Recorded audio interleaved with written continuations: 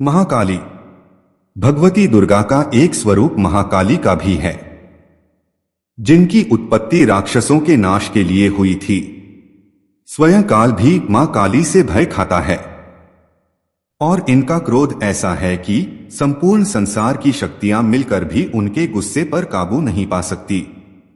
मां का यह विध्वंस रूप है, पर यह रूप सिर्फ उनके लिए है जो दानवीय प्रकृति के हैं, जिनमें कोई दयाभाव नहीं है। यह रूप बुराई को खत्म करके अच्छाई को जीत दिलवाने वाला रूप है।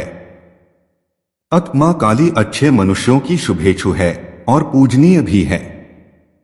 शास्त्रों में मां काली के क्रोध से जुड़ी एक बहुत ही रोचक कथा वर्णित है, जो इस प्रकार है।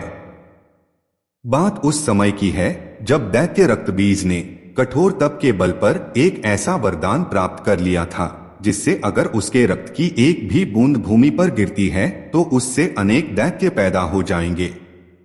उसने अपनी शक्तियों का प्रयोग निर्बल और निर्दोष लोगों पर करना शुरू कर दिया। धीरे धीरे उसने अपना आतंक तीनों लोकों पर मचा दिया। देवताओं के विरुद्ध रक्तबीज का भयंकर युद्ध हुआ। देवतागण अपनी पूरी शक्ति लगाकर रक्तबीज का नाश करने को तत्पर थे, मगर जैसे ही उसके शरीर की एक भी बूंद खून धरती पर गिरती, उस एक बूंद से अनेक रक्तबीज पैदा हो जाते। फिर सभी देवताओं ने मिलकर महाकाली की शरण में गए। देवताओं की रक्षा के लिए मां काली ने विकराल रूप लेकर युद्ध भूमि में प्रवेश किया। अस्त्र शस्त्र से सुसज्जित मां के एक हाथ में खप्पर था और गले में खोपड़ियों की माला। उन्होंने राक्षसों का वध करना आरंभ कर दिया, परंतु जैसे ही रक्तबीज के खून की एक भी बूंद भूमि पर गिरती है, उससे अनेक दानवों का जन्म हो जाता है।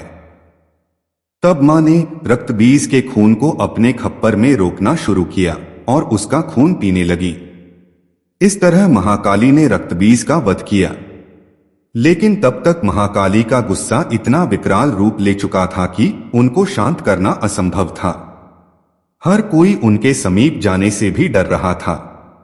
सभी देवतागण भगवान शिव के पास गए और महाकाली को शांत करने के लिए उनसे प्रार्थना करने लगे। तब भगवान शिव उनको शांत करने के लिए वहां गए और मां काली के मार्ग पर लेट गए। जब मां काली का चरण स्पर्श भगवान शिव से हुआ, तब उनकी जिह्वा पश्चाताप के कारण बाहर आ गई और शुद्ध बुद्ध वापस आ गई। फिर माता का क्रोध शांत हुआ। बलवानप्य शक्तोसौ धनवानपि निर्धनः श्रुतवानपि मूर्खोसौ यो धर्म विमुखो जनः। अर्थात जो व्यक्ति धर्म कर्तव्य से विमुख होता है, वह व्यक्ति बलवान होकर भी असमर्थ, धनवान होकर भी निर्धन तथा ज्ञानी होकर भी मूर्ख होता है।